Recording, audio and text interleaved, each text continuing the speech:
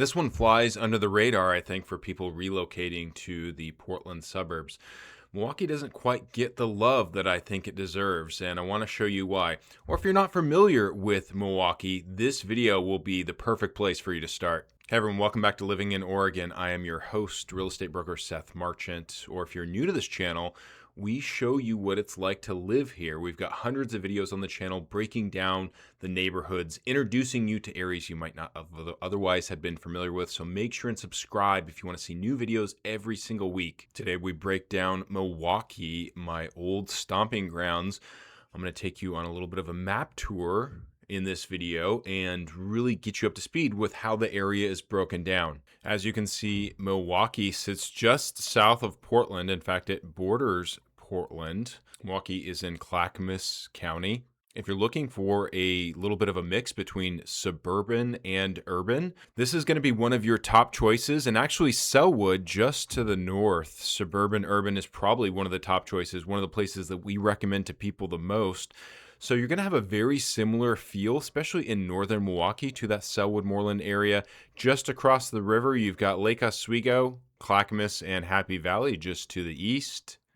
So if you want easy access to Portland, if you want a quick commute, but maybe not have to pay those Multnomah County taxes, Milwaukee's going to be as good as it gets. You can get downtown in just minutes. In this video, we'll talk about the types of homes, neighborhoods, schools, transportation that's going to be big with Milwaukie, and more. Before we jump into breaking down Milwaukie, if you saw my Happy Valley video, this is going to be very similar in that you're going to want to be cognizant of the boundaries for the city, because if you're shopping online for homes for sale, the zip code 97267 can also be listed as Milwaukie. So you see all of this area over here where you see Concord, Oatfield, Johnson City, Jennings Lodge. These are all census designated unincorporated areas in Clackamas County. So what does that mean?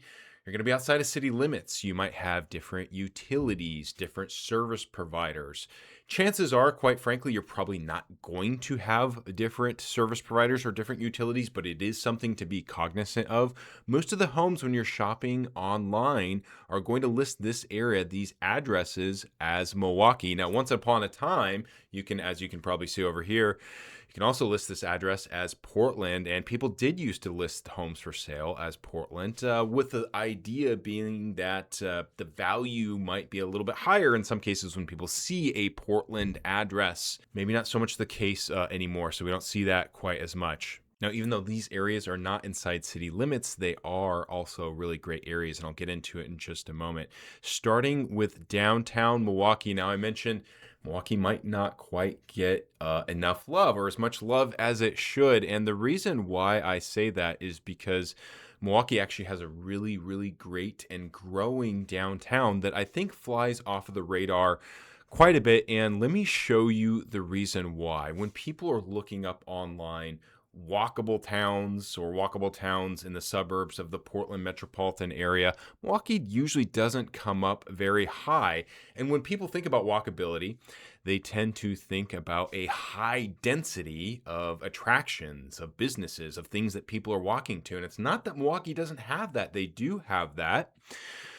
But it's the other aspect of walkability, which is being close by. And for Milwaukie is a little bit different than maybe some of the other towns that would be considered walkable. So, for example, in Oregon City, a West Linn that has a downtown Willamette over here, a Lake Oswego. Happy Valley doesn't really have a downtown. So the reason why Milwaukee is going to be a little bit different, let me show you this map. This is actually a map that is showing us homes for sale in the area. And this is the downtown of Milwaukie right here where you see Main Street. Main Street goes right down the middle.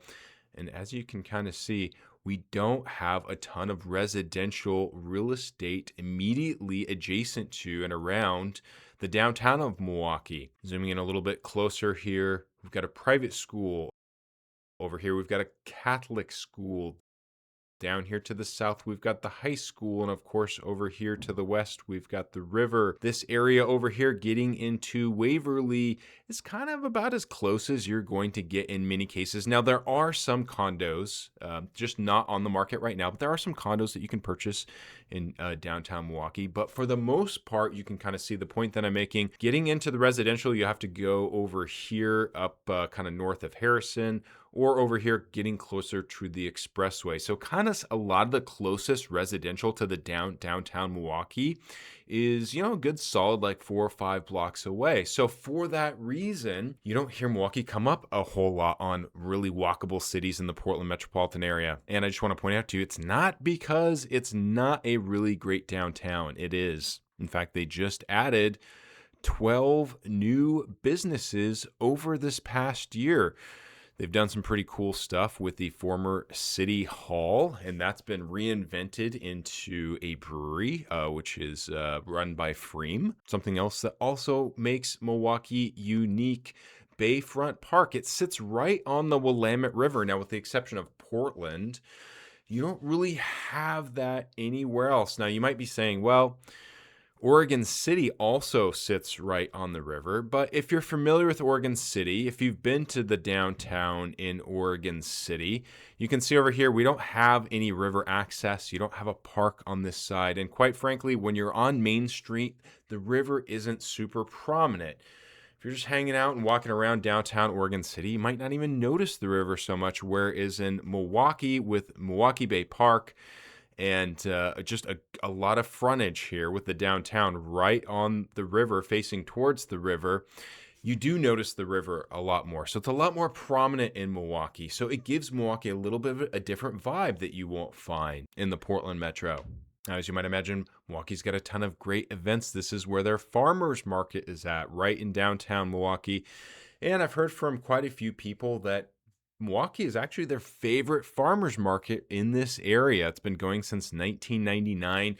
You've got a lot of selection, so it's not a small farmers market. Might be a little bit outsized actually for the town. That, as well as quite a few other events that take place downtown. Another thing that is going to be very prominent for people and a big consideration for people that are maybe thinking about Milwaukee is going to be transportation. Transportation is going to be unique in that the MAX system now goes to Milwaukee. So you've got more people coming in and out of Milwaukee, which has sort of helped to spur some of the growth. And let me show you where that MAX system ends from downtown Milwaukee. It's maybe about just about half a mile just south of downtown Milwaukee right there. Now, another thing to really point out about downtown Milwaukee is that the Springwater Corridor Trail comes into this area right up over here. Actually, you can kind of see that little green line right there. And this is a very important trail. If you are a biker, you're going to be familiar with the Springwater Corridor Trail. It's the red line on this map. It goes all the way out east to Gresham, comes down through Milwaukee, goes up into Sellwood.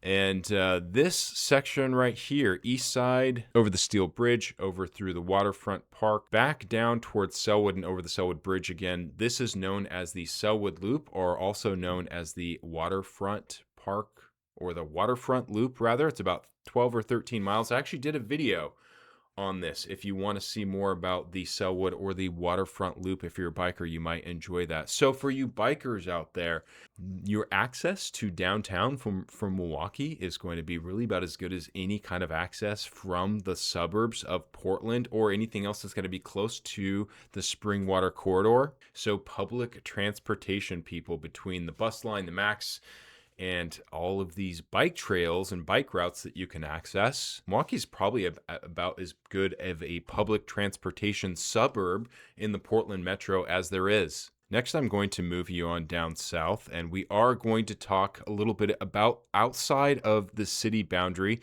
again, because all of this area really, you're going to consider yourself living in Milwaukee if you're down in this area. All of these areas, all of these addresses are going to be Milwaukee addresses. You do also have schools to take into consideration when you're looking down into this area. There are 2 high schools serving Milwaukie. Milwaukie High School, which is right up here, which is right in the downtown, like I mentioned. It's adjacent, and one of the reasons why we don't have like a ton of residential right around the immediate downtown. And then you have Rex Putnam High School. As you can see, you have to take some of the stuff with a grain of salt, some of these ratings, because some of this is a little bit subjective. But as you can see, Rex Putnam High School rated a little bit higher than Milwaukie. Another thing about the downtown in Milwaukie, people aren't moving into Milwaukie for schools as frequently as maybe some of the other surrounding areas like Lake Oswego, Westland, or maybe even Happy Valley. So you don't get the people coming in and out and transplanting so much for the schools. You might find a little bit of an older demographic. And so for that reason, you might not see homes turning over on the market as much. Another reason, again, going back to our little map right here of active inventory around Milwaukie, like I mentioned, there are some things that are about 3, 4, 5 blocks away, but as you can see, all of this right down here is residential. There's just nothing on the market right now, and that's most likely because, like I mentioned, it's an older demographic. Things aren't just going to turn over as frequently. Getting down into this area, this actually is a very kind of cool, special area in my opinion, and in fact, I did a video, if you want to check that out, specifically on this section right here that is bordered by the river and this road, Southeast River Road. I did that because this area, I think, is a very unique section of the Portland metropolitan area. As you can see, you've got river access in a lot of places, and it's just a very quiet, tranquil, very developed area. There's not a lot of new construction. There's a lot of older homes. A lot of the homes that are there are remodeled. So you have a lot of big, mature trees. Got a little bit of wildlife going on down there. So it's got a much different feel along the river and in between River Road as you will getting into Oak Grove and Oatfield. The 99 right here very much kind of defines the feel of this area. This is, I think it's mostly like a 40 mile an hour type of speed limit. There's a lot of stoplights. So it's a lot of stop and go, but it's typically not super congested. So it moves relatively quickly, but you have commercial all up and down this 99. Also have a lot of car dealerships here too, which kind of makes it unique. There's sort of like two areas in Portland where you find it, or the Portland suburbs rather, where you find a very high density of car dealerships. 99E is one of them. Canyon over here in Beaverton, Canyon Road is the other one. So that's one thing that kind of gives this area a little bit of a distinct feel. It brings more people from outside of the area into the area. Gives businesses like restaurants a little bit more vibrancy. So there are tons and tons of restaurants all up and down 99E. Getting over to the other side of 99E towards Oatfield, Johnson City, and up into right here where you see Lake Road, there is going to be a distinction between kind of this area and the other side of 224, which is also known as the Expressway. You can see where it says Milwaukie Industrial Park. This is also known as Omark Industrial Park. You've got Railroad Avenue right here. It's called Railroad Ave because there are railroad tracks that border it most of the entire way. So between the Industrial Park, the Expressway, and things like Railroad Avenue, there is sort of like this separation as far as feeling in Lake Road and then Ardenwald, Llewellyn, and Linwood. Now, a little bit similar. Here's something else you probably won't see unless you really kind of dig into the weeds of Milwaukie. And growing up here, I know it very, very well. If you do want something else that's sort of kind of tranquil and nature feeling like I'm describing on this west side of Southeast River Road, there's a creek right here. Kellogg Creek, and there's a road right here, Aldercrest Road. Both sides of this creek, Aldercrest and getting into some of these just dead-end roads off the end of Lake Road right here, also have a very kind of wooded, naturey, kind of tranquil feeling to them.